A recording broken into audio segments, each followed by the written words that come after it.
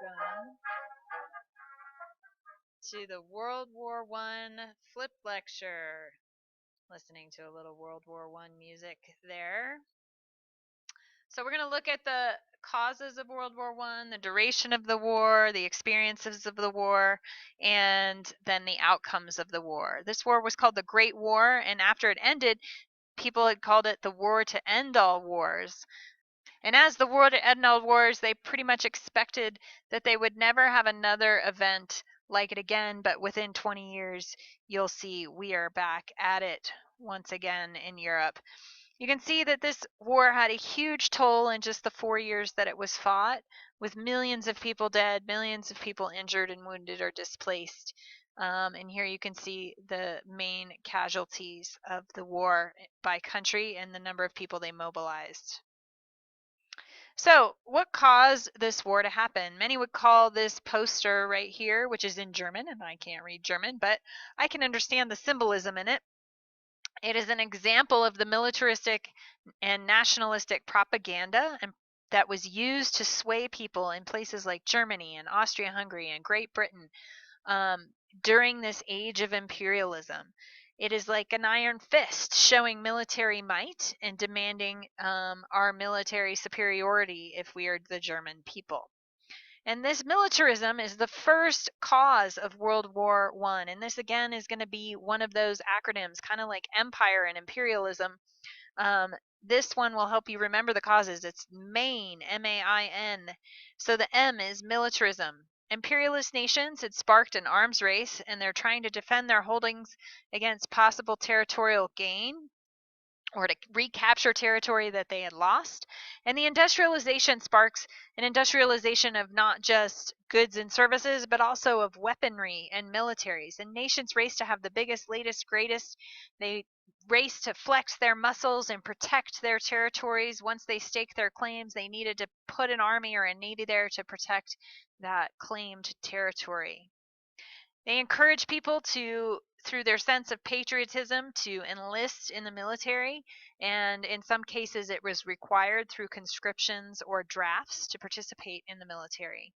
Women were even included in this. They were expected to do their part for the society and to promote and protect the military aspects of the society. And most of those women found jobs in factories and or as nurses. Military spending during the pre-war era. It's really interesting to look at Britain in 1908. We're spending $308 million. By 1913, at the outbreak of the war, they were spending $368 million. They had increased by $60 million their military spending in a period of about 5 or 6 years. So you compare that to France, who was at 248 million, and they went up to 321 million, or Italy at 84 million. They pretty much doubled theirs at 19 million. And you start to see a pattern. Who is the most threatening? Who has the biggest military might? Well, let's look at Germany. In 1908, they were spending $396 million, which is more in 1908 than Britain ended up spending in 1913. So they were absolutely flexing their military muscle. And by 1913, at the outbreak of the war, they were spending $573 million, far more than any other nation in Europe. Russia was also doing some pretty impressive increases in military spending. And they like to show off their armies. They would have large parades, and this served the purpose of intimidating their neighbors, as well as promoting patriotism and pride within the nation, as mothers and fathers and brothers and sisters sent their siblings and children off to war. The A in MAIN is a series of secret alliances. This is kind of like you're having your BFF and saying, I got your back in a fight. These alliances were created by Britain, France, and Russia, and that was called the Triple Entente. And the other one was the Triple Alliance, Germany, Austria, Hungary, and Italy. And they all agreed within their alliance system that if one of them should be attacked, they would all jump into the fray and take on whoever was fighting them. So you can see that this is really going to cause some disharmony and distrust within Europe. Germany at this point in the early 1900s had expanded all the way into Poland and was pushing into Russia. They were also pushing up against France. The Austria-Hungarian Empire was expanding, and then this down here is the Ottoman Empire. So you had these huge empires that were trying to dominate not only other continents like Africa and Asia, but they were also trying to dominate Europe. One of the main causes of the First World War was imperialism, and we know all about this from last week's studies, but European powers competed with each other for raw materials and colonies, and were dividing up the world and then using their military might and their navies to contain and rule over those territories. The N in Maine is nationalism. There was this intense pride in your nationality or your ethnicities, being super proud to be British, being super proud to be Irish, being super proud to be German. So intense that you thought that your nationality was superior to others and would not tolerate, in a lot of cases, other nationalities.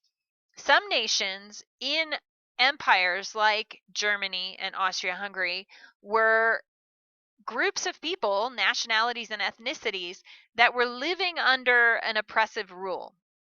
For example, the Serbians are an ethnic group that lives in the Balkan region of southeastern Europe.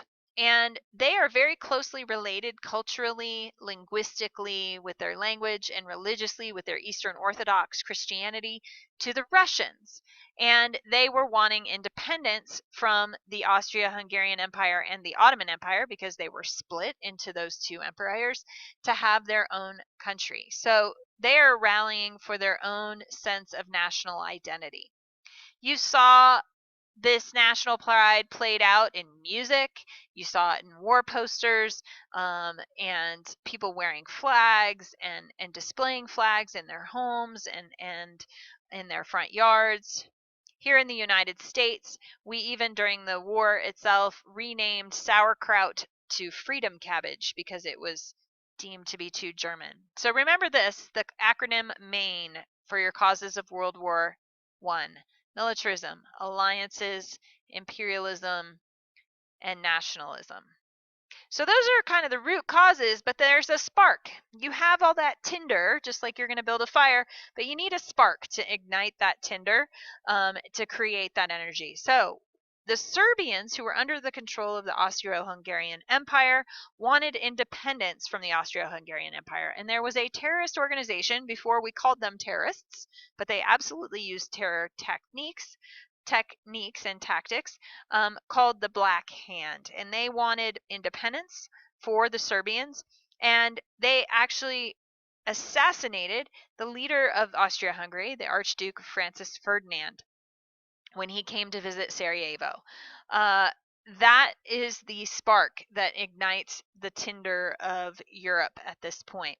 Austria-Hungary places demands on Serbia, saying you have to rein in this Black Hand group. They refuse, so Austria-Hungary decides to use military force on the Serbians.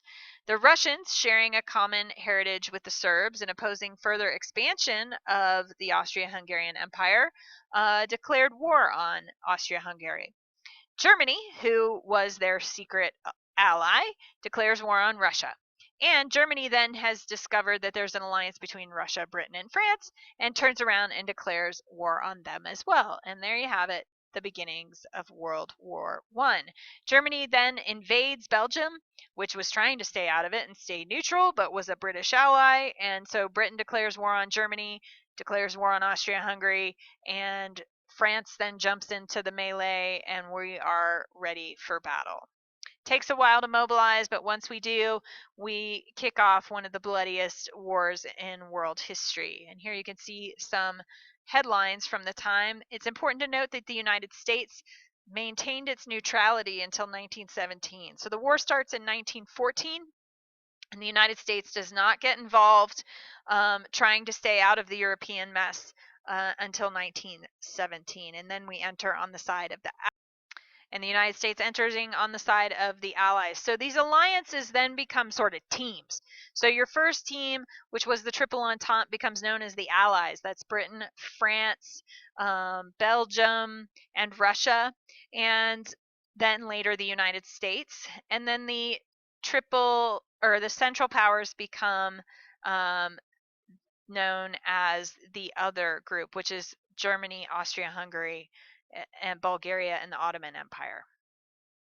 So the war initially starts with this. Germans have this Schlieffen plan where they're going to just invade Belgium and march right into France, and then the war will be over. They thought they were going to be done really, really quickly.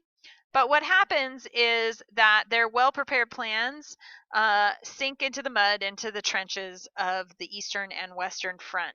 And what you have is a war of attrition where nobody is winning. It's simply a tit for tat. You lose 100 troops today, I lose 100 troops tomorrow. I gain 100 yards today, you gain that same 100 yards back tomorrow. And nobody is winning. You can see the millions of people who are fighting. And literally, the troops dug themselves in. This war has its feet in two different centuries. And with the new technology, troops, in order to protect themselves from this new technology, which was very efficient at killing people, dug into trenches. Up until the early 1900s and the age of imperialism and the invention of the machine gun, men had muzzle-loading rifles. They had to reload each shot. It could take a while, and so they fixed a bayonet on the end because they knew that by the time they reloaded, someone was probably on them and they would have to engage in hand-to-hand combat. This is no longer the case. Now someone can sit back and fire 400 to 600 rounds a minute and mow people down arbitrarily. So the best way to protect yourself is to dig in. The other thing is money was running out. So how do you fuel this war that's going to last forever, eat up large numbers of resources and supplies and men? So you sell war bonds, which means you're loaning money to your own citizens. I, as a citizen, will give the government 100 of my dollars, and they give me a piece of paper that says I'm a good citizen that bought a war bond. The government then uses that war bond money for the duration of the war and then is supposed to pay me back with interest at the end of the war. Keep that in mind. That didn't always work out very well. Women went to work in factories, and all factories were pretty much turned over from creating goods that are disposable and wants to goods that were necessary for the war effort. If I worked in a dress factory, I would now be working in a uniform factory. Weapons factories were built or turned over to produce all kinds of ammunition, etc. Millions of dollars was spent on this war. So as we dig in, trench warfare is a non-moving battle. Lines are dug into the ground and they face each other. So here you have some aerial imagery from the trenches in around 1950. The trenches on the right are German, and the trenches on the left are British. And you can see there are a series of trenches. These are your front lines. These are your reserve trenches, and this is where you usually had command centers and people who were getting a break to rest and relax, and people rotated through. The area in between is called no man's land, and that was full of barbed wire. The opposing sides fought each other from the trenches, neither side gaining an advantage until the end of the war. The Western Front alone, which was mostly in France, had over 450 miles of trenches.